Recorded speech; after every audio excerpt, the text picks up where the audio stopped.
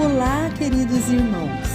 Em outubro, a Federação de SAFs do nosso presbitério promove a sua segunda viagem missionária.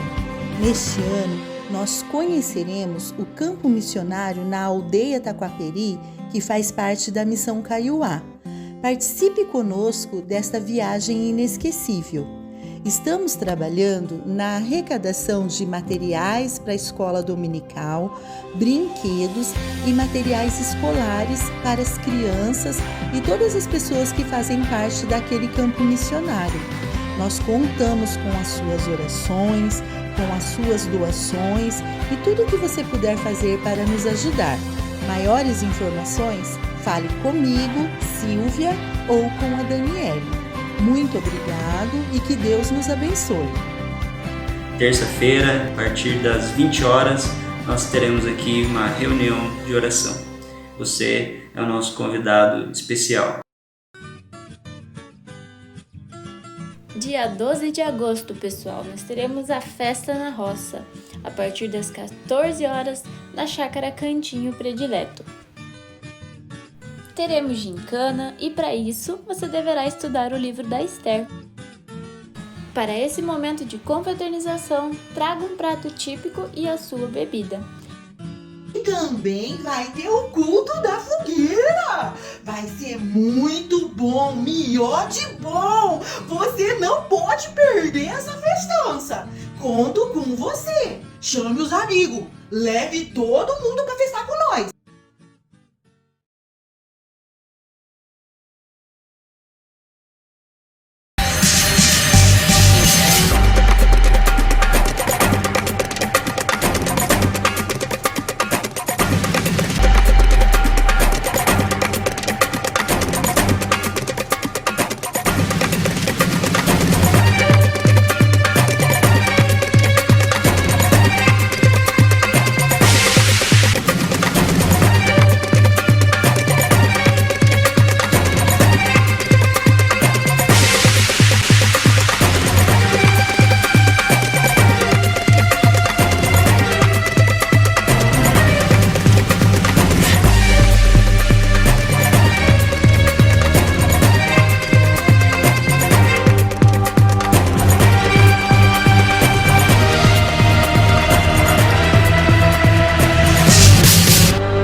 A paz, irmãos. Amém? É empolgante, né? Vocês sentem vontade de sair dançando também? Eu sinto. Fui ver o filme essa semana. Excelente aí, indicação para quem quiser assistir o filme, quem não viu ainda. Queridos, antes de mais nada, vamos orar. Santo e amado Deus, a começar em mim, Pai querido, fala aos nossos corações. Nós queremos ouvir a Tua voz nessa noite, Senhor Deus. Quebranta os nossos corações nessa noite, ó Pai, fala conosco. Nós precisamos, nós carecemos ouvir a Tua voz. Em nome de Jesus, nós te agradecemos, porque o Senhor nos trouxe aqui nessa noite. Amém. E finalizando mais uma série de mensagens, como vocês viram, aqueles que não assistiram às anteriores, intituladas aí Missão Impossível. E hoje vamos falar sobre mais uma missão impossível. Começamos essa série falando sobre ser honesto em um mundo corrupto. É uma missão bem complicada. Ser generoso em um mundo egoísta. Ser justo em um mundo que é injusto. Ser puro em um mundo que é impuro, que é depravado, que é sujo. E hoje falaremos sobre ser cristão em um mundo cético. E antes de falar sobre ceticismo, eu queria falar um pouquinho com os irmãos sobre ser cristão. Porque tudo aquilo que já foi falado nos últimos domingos, ser honesto, ser generoso, ser justo, ser puro, são características de um cristão. São características daquele que é um seguidor de Cristo, daquele que busca ser o mais parecido com o Senhor Jesus possível, porque isso é ser cristão. Ser cristão é buscar ser parecido com Cristo. E o chamado para nós, a grande missão para nós, e a qual nós vamos falar essa noite, é ser cristão num mundo cético. E ceticismo é uma palavra muito usada. E muitas vezes eu até usei essa palavra de uma maneira um pouco equivocada. Eu fui pesquisar um pouquinho sobre o que é ceticismo. Ceticismo, ela é um ramo até mesmo da filosofia, é uma doutrina da filosofia, segundo a qual o espírito humano não pode atingir nenhuma certeza a respeito da verdade. O ceticismo diz, ele resulta em um procedimento intelectual de dúvida permanente. A pessoa que é adepta do ceticismo, ela entende que ela não pode conhecer a verdade porque ela tem limitações para isso. Então, ela está sempre questionando a veracidade das coisas. Ela está sempre em dúvida. E ela se permite estar sempre em dúvida. Interessante que os ceticistas dizem que não pode se ter certeza da verdade. E aí nós vamos lá para João capítulo 14, versículo 6. E lá diz assim: respondeu-lhe Jesus, quer dizer, Jesus está dizendo: eu sou o caminho, eu sou a verdade e a vida. Ninguém vem ao Pai senão por mim.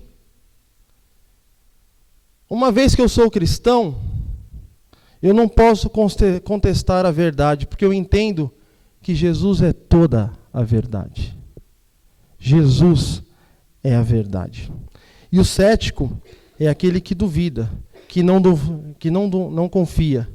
O cético é aquele que é descrente. E se o cético é aquele que é descrente, podemos dizer que o título da mensagem dessa noite pode ter até um outro nome. Além de ser cristão em um mundo cético, podemos dizer que ser cristão em um mundo cético é ser crente em um mundo descrente. É crer em algo quando o mundo busca não crer. E a característica do cristão, não sei se vocês perceberam as canções, os versículos lidos nessa noite, é característica do cristão, o quê? Crer. Ter fé. A palavra fala que sem fé é impossível agradar a Deus. E é interessante que até o cristão tem que ter certa desconfiança, certa habilidade ao entender o que está sendo trazido a ele quando vai exercer a sua fé. Por exemplo, se eu falar para os irmãos, não, agora para agradar a Deus vamos todos levantar e plantarmos bananeiras. Vocês vão olhar para mim e falar, não, esse rapaz está ficando louco. Não é normal. Onde na Bíblia está dizendo que eu tenho que plantar bananeira para agradar a Deus? É lógico que eu exagerei. Eu exagerei por quê? Porque eu preciso dizer aos irmãos nessa noite que existe uma grande diferença entre fé e algo que entendemos como fideísmo. E às vezes as pessoas confundem com fé. Existe um historiador chamado Rodrigo Silva, ele é teólogo, filósofo, ele é arqueólogo. Ele dá um exemplo de fideísmo que eu achei maravilhoso e eu quis trazer para explicar para os irmãos. Vamos falar de fé e fideísmo. Imagine que você está num prédio em chamas. Aquela cena de filme mesmo. O prédio pegando fogo, você sozinho, lá no 10º andar. Escombros caindo, temperatura quente, fumaça. Você precisando se arrastar no chão. Você não acha para onde ir, porque todo lado está pegando fogo. E de repente você olha num cantinho ali, um espaço que não está pegando fogo. Aí você pensa, é para lá que eu vou. Lá aparentemente é mais seguro. Eu vou para lá. E aí do meio do fogo chega quem? Um bombeiro. Você logo reconhece que é um bombeiro, está vestido como bombeiro. Está com uniformizado, fardado. Geralmente com aquele machado na mão. E aí você olha para o bombeiro, que vem do meio do fogo, e ele fala, vamos, é por aqui. E você pensa, mas lá não está pegando fogo, ele está querendo me levar para o meio do fogo. Mas é um bombeiro. Você vai seguir o bombeiro ou você vai ir por onde você acha que é melhor? Imagina agora a mesma situação. Mas não vem o bombeiro. Vem uma moça que você vê aparentemente na mesma situação que você, querendo sair daquele momento, e ela olha para você, vinda do meio do fogo, e diz: vamos por aqui, porque eu vi que nós vamos juntos, e eu vou criar asas, e nós vamos sair voando por aqui. Você vai atrás dela? Quando você vê o bombeiro, com as características e com a ciência de que você sabe que alguém que sabe mais do que você sobre aquela situação, você não sabe para onde ele vai te levar. Mas você vai porque você acredita que ele vai te levar para um lugar melhor. Isso é fé. Quando você crê em algo que aparentemente não faz sentido nenhum, mas você vai, isso é fideísmo. E você pode olhar para mim e dizer assim: Jonathan, mas é um absurdo. A gente tem uma racionalidade, a gente não vai sair crendo em qualquer coisa assim. Mas os cristãos têm que tomar esse cuidado. Nós vivemos em um momento do mundo que vemos muitos absurdos em igrejas ditas cristãs. Eu vou falar algo forte aqui, que para mim é muito forte. Alguém já ouviu falar sobre a unção do cuspe? Existem igrejas que têm a unção do cuspe, e o pastor vai lá e cospe na boca dos fiéis. Que coisa horrível. E ele diz que vai passar a unção dele para os fiéis dessa forma. Procura na internet, você vai ver. É absurdo. Existe uma moça que se intitula apóstola e diz que ela tem a espada de Miguel. Alguns acho que já reconheceram, já lembraram aí da pessoa. Existem cantores do meio gospel que recebem a unção do leão e saem cantando, andando de quatro para o chão. É um absurdo. É algo assustador. Mas as pessoas acreditam nisso. E pessoas com essas práticas arrastam multidões. Então, nós temos que ter uma noção clara daquilo que é fé e daquilo que é real. Porque o cristão, aquele que busca ser parecido com Cristo, ele recebe de Deus a verdadeira fé. Tem um texto que eu gosto muito, Efésios 2:8, diz assim: porque pela graça sois salvos mediante a fé, e isso não vem de vós, é dom de Deus. Então a fé genuína é dom de Deus. Romanos 10:17 diz que a fé vem pela pregação, e a pregação da palavra de Deus. É característica de um cristão ter fé. Ter a fé genuína. Em um mundo que muitas vezes vai contra essa fé.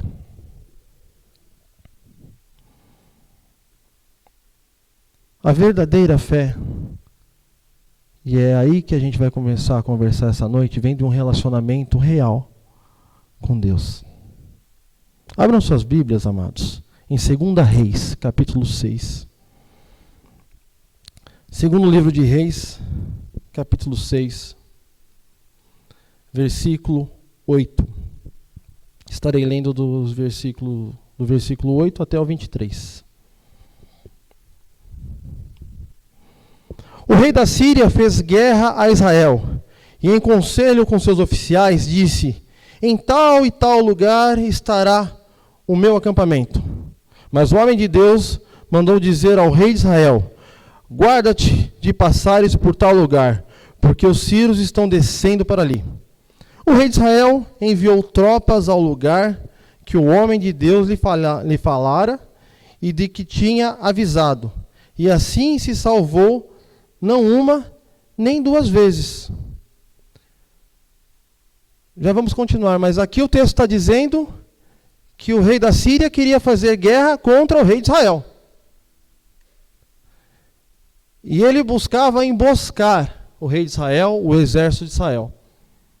Só que o homem de Deus dizia ao rei de Israel: cuidado, você vai ser emboscado.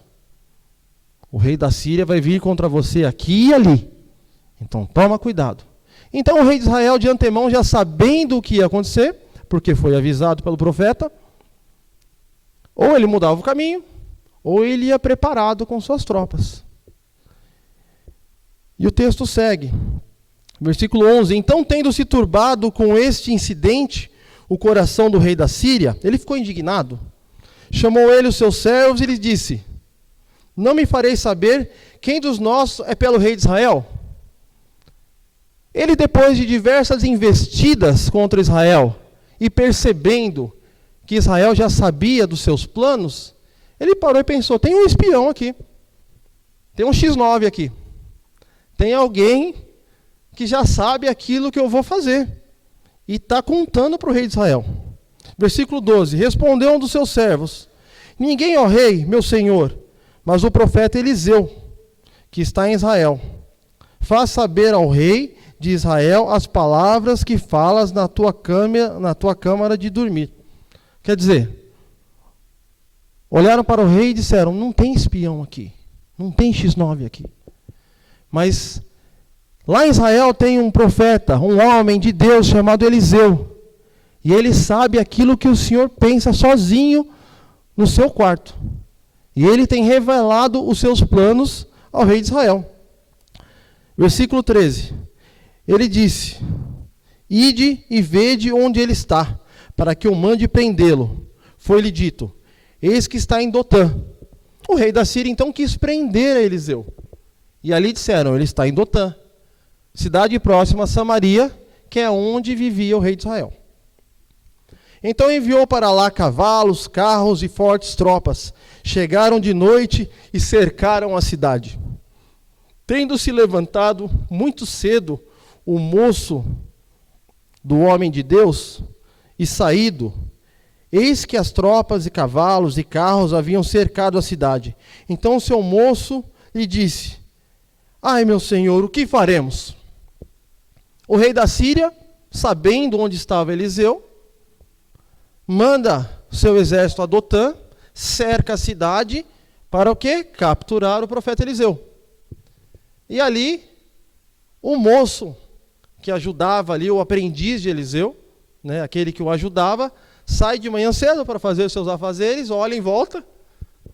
Pensa você saindo da sua casa, saindo de manhã cedo para comprar pão e vendo um exército em volta.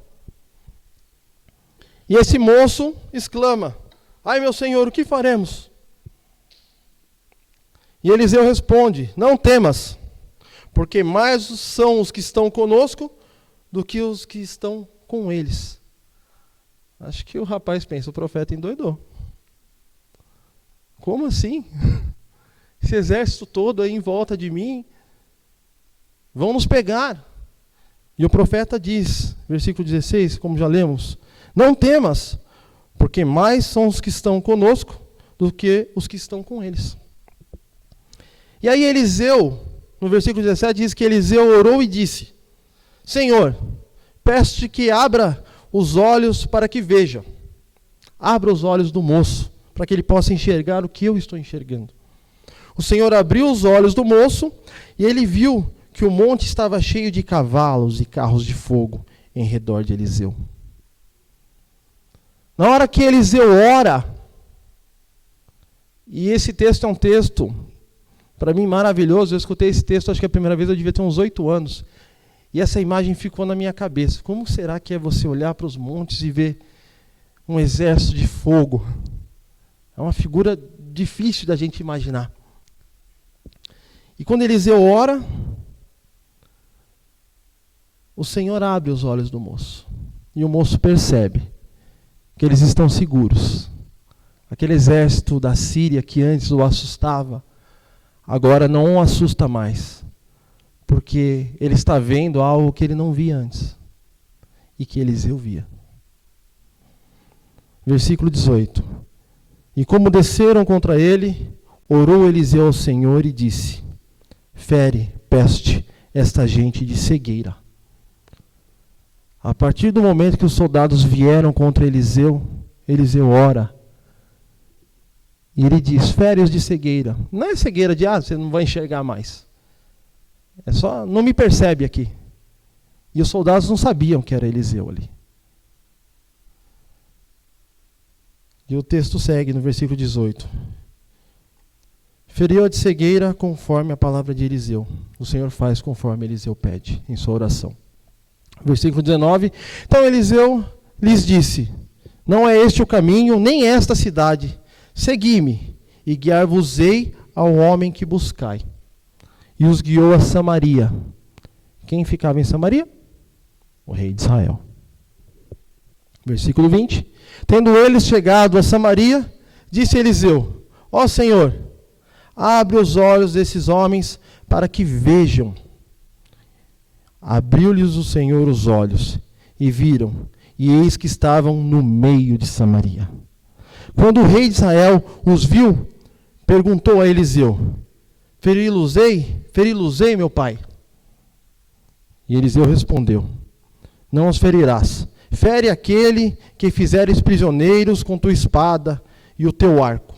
Porém estes, manda pôr-lhes diante pão e água para que comam e bebam e tornem ao seu senhor.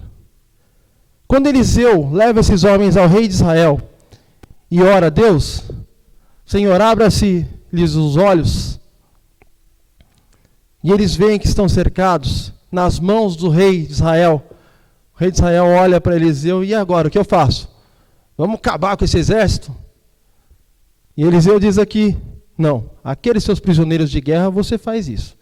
Esses homens não, deixe que eles sentem, para que eles tomem água, para que eles comam, bebam, e eles tornem a Síria, tornem ao seu Senhor. Eliseu age de misericórdia para com esses homens. E o versículo 23, ofereceu-lhes o rei grande banquete, e comeram e beberam, despediu-os, foram para o seu senhor, e da parte da Síria não houve mais investidas na terra de Israel. Como eu disse, esse é um texto que eu ouvi a primeira vez, eu era muito pequeno, mas ele sempre ficou muito latente na minha mente, na minha memória.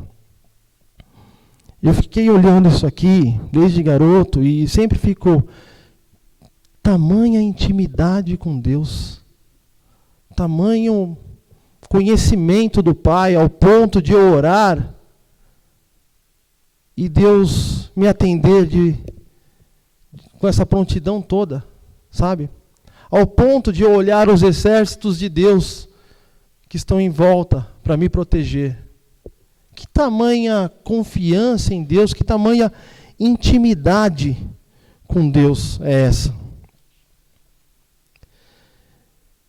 Eliseu era um homem que de fato tinha um relacionamento com Deus. Era um homem que tinha intimidade com Deus. E Eliseu não criou esse relacionamento com o Senhor de um dia para o outro.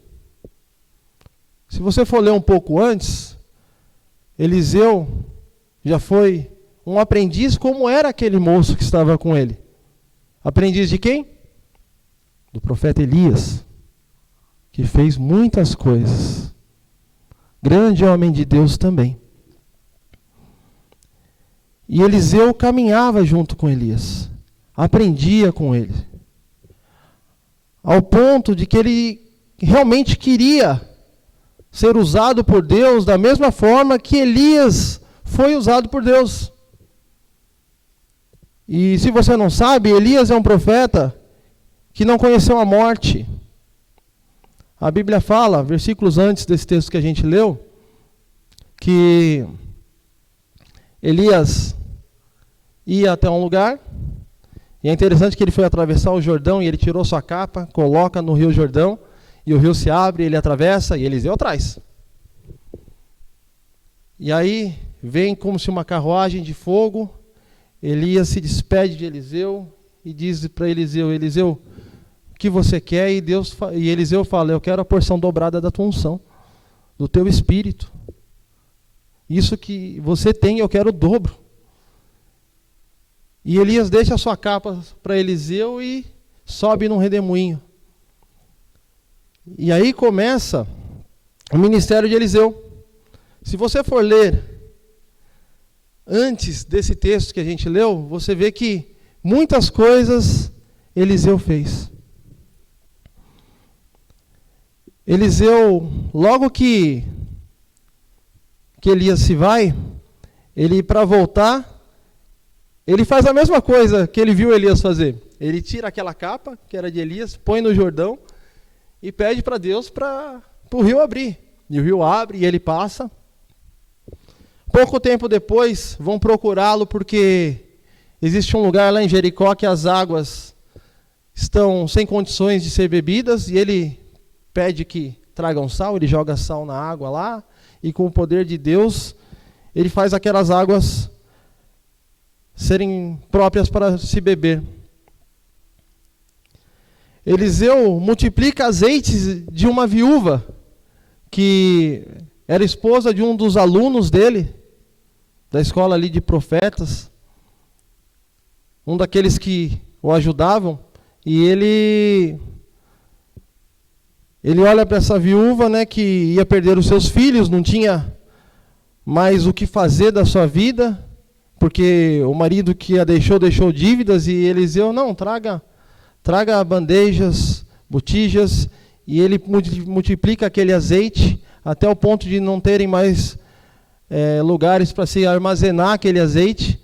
E aí ele olha para ela e fala assim, ó, vende, quita as suas dívidas e segue a sua vida. Ele ressuscita o filho da mulher sulamita, filho de uma mulher estéril também, uma mulher que já não podia ter mais filhos, o qual ele mesmo profetizou que ela seria mãe. E esse garoto tem uma enfermidade e morre, e Eliseu vai lá e ora, e esse garoto ressuscita. Eliseu cura Naamã, comandante do exército da Síria, que foi até ele, cheio de lepra. E Eliseu nem vê Naamã fica bravo, né? Eliseu vai lá, manda ele se banhar ali 7 vezes. E a pele de Naamã fica como de um bebê. Já viu pele de bebê? O Leandro sabe, né? O Kendro também. Aquela pele lisinha, fininha. Deus, através de Eliseu, faz com que um homem leproso fique com uma pele de bebê. Pouquinho antes do texto que a gente leu, no capítulo 6 mesmo, Eliseu faz flutuar um machado de ferro no fundo do rio. Tá, Jonathan, e por que você está dizendo tudo isso? Porque eu quero dizer aos irmãos que esse homem de Deus, devido a um relacionamento íntimo que ele tinha com o Pai, um relacionamento que ele tinha com o Senhor, que foi construído, que foi um processo, mas um relacionamento forte, sim, de conhecer o Deus a quem ele servia. Esse homem podia enxergar aquilo que os outros não podiam ver. Ele podia olhar para aqueles montes e ver o exército do Senhor ao seu favor, quando os outros só viam o exército da Síria o cercando. E Eliseu, mesmo após sua morte,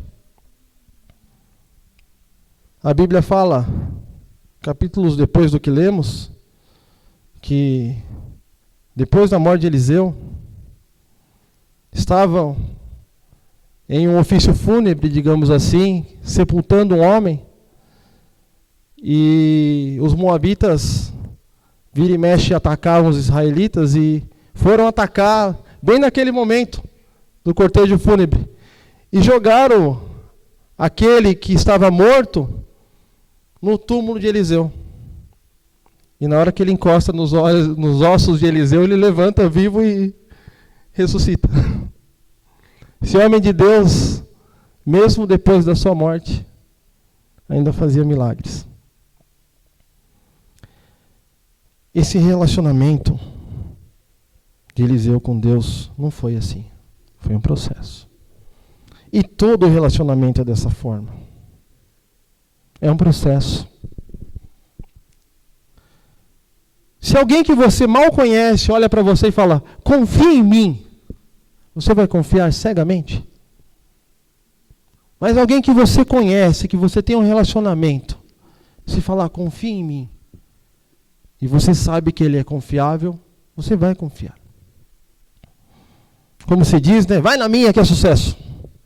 Me segue. Nós seguimos as pessoas que confiamos. E só confiamos quando nos relacionamos, quando conhecemos. E na vida com Deus também não é diferente. Temos que buscar conhecer a Deus. Temos que buscar um relacionamento com Deus. E é interessante que não é fácil. Realmente não é fácil, porque somos fracos, somos pecadores, somos pequenos. E Deus é maravilhoso, é grande. E temos que lutar muitas vezes contra nós mesmos, buscando esse relacionamento com Deus. Nós vemos exemplos na Bíblia de situações que aparentemente seriam tão fáceis crer, e vemos ceticismo. Um exemplo muito grande e que muitas vezes é usado é o de Tomé. Quando Jesus ressuscita e os apóstolos estão todos ali, todos os seus estão em volta, e Tomé não, Tomé quer lá pôr a mão nas chagas de Jesus. Jesus olha lá e olha, verifica aqui, sou eu mesmo, eu ressuscitei. Tomé era um daqueles que andou com Jesus. E teve dúvida. O apóstolo Paulo, o qual nós lemos as cartas dele, e o qual nós olhamos os seus atos e admiramos, por grande servo do Senhor que foi, antes de ser Paulo, ele era Saulo. Ele era um homem que perseguia a Jesus, que não enxergava muitas vezes o que estava na frente dos seus olhos. Quando Estevão foi apedrejado, lá estava Saulo assistindo tudo isso. Ele não enxergava aquilo que depois ele veio a ver. E de que forma ele veio a ver?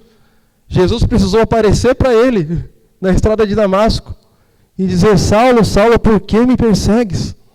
Por quê? Esse homem ficou cego e quando voltou a ver, voltou transformado. Os próprios apóstolos do Senhor,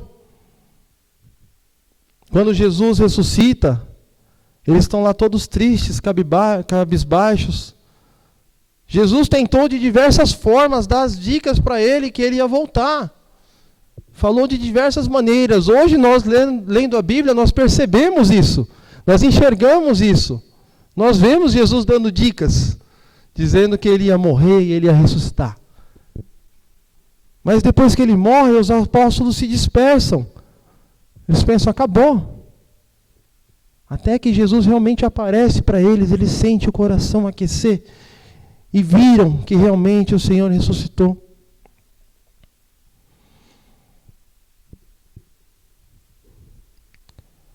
O profeta Eliseu, ele era um homem de Deus e ele aprendeu já no seu relacionamento com Elias. Foi fundamental para a vida e para o ministério do profeta Eliseu, o seu aprendizado e a sua relação com o profeta Elias. Deus usou desse relacionamento, desse discipulado, para poder construir o ministério do profeta Eliseu. Da mesma forma que eu e você, Igreja de Cristo, devemos nos relacionar. Devemos buscar estar próximos. Devemos nos conhecer. E como corpo de Cristo, suprir uns aos outros. Porque o Jonathan pode ser fraco em alguma coisa, mas às vezes onde o Jonathan é fraco, o Beto é forte. Então eu tenho que me agarrar nele ali, nesses momentos. Às vezes onde o Jonathan é forte, a Silvia é fraca. E eu tenho que estar ali para ajudar a minha irmã. Nós carecemos uns dos outros, porque isso é ser igreja. Nós devemos entender e aprender, como igreja, a nos relacionar, a servirmos uns aos outros. Nos relacionar primeiramente com Deus e depois com a sua igreja, uns com os outros. O profeta Eliseu, como nós lemos aqui, além de ele orar e falar com Deus, ele também ouvia a voz de Deus, porque essa era justamente a função do profeta. Ouvir a voz de Deus e transmitir ao povo aquilo que Deus queria dizer. Hoje nós temos a palavra de Deus, nós temos a Bíblia, que é a palavra de Deus para as nossas vidas. Temos como ouvir a palavra de Deus, aquilo que Deus quer para mim e para você, através da Bíblia. Então temos que meditar na palavra de Deus. Não só ler, mas meditar, aprender. Como foi dito a Josué, medita neste livro, dia e noite. Devemos meditar na palavra de Deus. E como o reverendo Orlando falou ontem aqui, estávamos em vigília ontem, alguns de nós, Deus fala conosco através da sua palavra escrita, da Bíblia Sagrada. Deus fala conosco através da transmissão da sua palavra, através dos seus servos que transmitem a sua palavra. Mas não é eu olhar para você e falar, não, irmão, eu sonhei com você. Não é isso que eu estou falando. Mas é eu, ao me relacionar com você, sabendo que você está passando por uma situação complexa, difícil, eu, baseado no que a Bíblia diz, poder te aconselhar. Isso é eu transmitir a palavra de Deus para você. Falar, irmão, você está passando por tal situação? A Bíblia, em tal lugar, diz assim, ó. Ela nos aconselha dessa forma. É Deus falando. Porque estamos falando da palavra. Quando você escuta alguém pregando, ele está transmitindo a palavra. Você não está lendo ali a Bíblia, mas essa palavra está sendo transmitida a você. Se ela realmente for fiel às Escrituras. E Deus também fala conosco através das circunstâncias. Eu falei para o pastor que eu ia usar o mesmo exemplo que ele me deu. Lembra do profeta Jonas? Que Deus manda ele ir para Nínive. Vai lá pregar para o povo de Nínive. E Jonas não vai. Deus manda ele ir para lá e ele vai para o outro lado. E aí ele foge. E aí ele entra no navio, se esconde no navio e vem uma tempestade. E quando vem aquela tempestade e joga aquele navio de um lado para o outro, Jonas já sabe. É minha culpa. É Deus falando comigo. Deus fala conosco também através das circunstâncias. Porque quando você sabe a vontade de Deus e não a faz, você sabe que isso tem consequências. Deus fala conosco dessa forma também.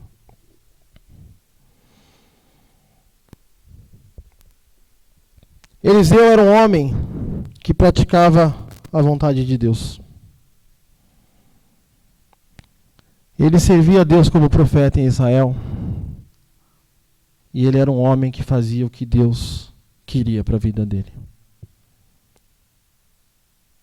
E como sabemos o que o Senhor quer para nós? Vou bater na mesma tecla, nos relacionando com Ele. conhecendo a Deus. Eu estou vendo o Jefferson ali sentado, o diácono, permita-me usá-lo de exemplo. Eu conheço o Jefferson. Nossas famílias nos conhecem. Então, a minha relação com ele me permite muitas vezes saber o que ele gosta, o que ele não gosta, o que ele espera, o que ele não espera de mim. Porque temos um relacionamento. A vida com Deus é igual. Como você vai saber o que Deus quer de você, o que Deus tem preparado para você, se você não conhece a Deus? Se você não fala com Ele através das suas orações, se você não busca conhecê-lo através da sua palavra, se você não busca ouvi-lo através da sua palavra, através dos irmãos, se você não vem à igreja, devemos buscar relacionamento com Deus para saber também a vontade dEle, para mim e para você. Porque conhecendo a Deus, entendendo a Deus, sabendo quem Ele é e o que Ele quer para cada um de nós, temos força para sermos honestos em um mundo desonesto, generosos em um mundo que não é generoso, justos em um mundo injusto, puros em um mundo depravado. Sermos cristãos em um mundo cético, em um mundo que não tem fé. Tá, Jonathan, beleza. E por que então nós temos fé? Por que então nós cremos? Quando é natural e normal do mundo não crer. Porque o Senhor nos alcançou. Porque Deus um dia olhou para mim e para você com amor. E a partir desse momento, como um profeta, nós podemos ver o que muitas vezes outros não podem ver. O cristão, o imitador de Cristo, que entende a sua pequenez, que foi salvo mediante a sua fé, que é dom de Deus, como nós lemos em Efésios. O cristão vê aquilo que o mundo não vê. Porque temos um Deus que nos ama e nós sentimos esse amor. Esses dias eu tive o privilégio, eu dei esse exemplo ontem e vou dar esse exemplo de novo. Eu tive o privilégio de perguntar para uma pessoa: se você morresse, para onde você ia? Ela falou: eu vou para o céu. Tá, mas por que você vai para o céu de Deus? Não sei por que eu vou. Eu não mereço. Mas Ele me amou primeiro. Mas Ele olhou para mim e me salvou. E é tão precioso saber que em algum momento esse Deus maravilhoso olhou para mim e para você e falou: meu filho, venha. Ah, mas por quê? Só vem. Porque nós não fizemos nada. E nós somos cristãos desse mundo porque nós não só vimos isso, mas nós sentimos isso. E o fato de sentir esse amor de Deus é o que nos faz ser diferentes. Não porque somos alguma coisa, mas porque Ele é maravilhoso. Porque Ele, como nós cantamos, um dia nos abraçou com seus braços de amor. Porque Ele uma vez olhou para mim e para você e disse: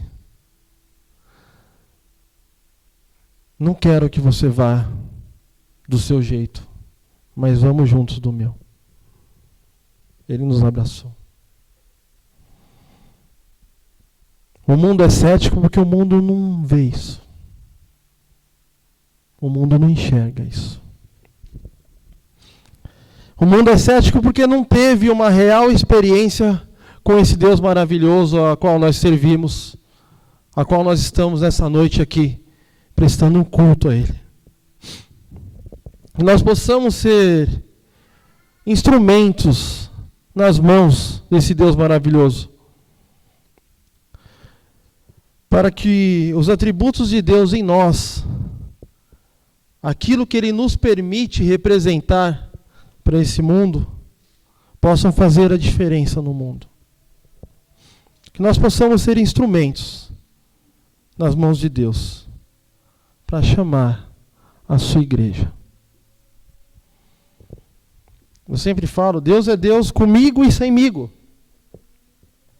Independente do Jonathan ou de vocês, Ele é Deus. Independente do profeta Eliseu, Ele é Deus. E a sua vontade vai ser feita. Mas Ele nos dá o privilégio de poder participar, servindo na sua grandiosa obra salvífica. Servindo como instrumento nas mãos do Pai. Assim como o profeta Eliseu foi. Ele era um homem, como eu sou, como vocês são. Pessoas simples, mas que nas mãos do Senhor podem ser grandes, não porque valemos alguma coisa, mas porque Deus é grande. É para a glória dele. O mundo é cético porque ele não conhece Jesus. O mundo não tem fé porque ele não sente o que nós sentimos. Não se sente abraçado pelos braços de amor do Senhor. Que nós possamos ser cristãos nesse mundo cético, nesse mundo que carece da verdadeira fé, que é dom de Deus. Para nós, com certeza, essa é uma missão impossível. Mas para o Pai, nada é impossível. Vamos orar? Pai querido, usa a tua igreja, Senhor. Usa cada um de nós como o Senhor quiser. Abraça-nos, Pai, com seus braços de amor. Te conhecer, ó Pai, nos constrange cada vez mais, porque cada vez mais vejo a sua grandeza e a nossa pequenez. Quanto mais nos aproximamos do Senhor, mais pequenos nos sentimos. Para nós, ó Pai, a missão de pregar a Tua palavra, de ser instrumento nas Suas mãos, de ter genuína fé, é uma missão impossível. Mas para o Senhor nada é impossível, Senhor. Então levanta a Tua igreja, ó Pai. Usa a Tua igreja, Senhor. Abraça a Tua igreja, Pai querido. Que possamos, como foi o profeta, ó Pai, sermos boca do Senhor para esse mundo. Sermos mãos do Senhor para esse mundo que tanto carece de Ti, ó Pai. Que as missões impossíveis do nosso dia a dia tornem-se possíveis, ó Pai, para o Teu louvor, para a Tua glória, ó Pai. Pelo amor do Teu nome. Essa é a nossa oração nessa noite, ó Pai. Em nome de Jesus. Amém.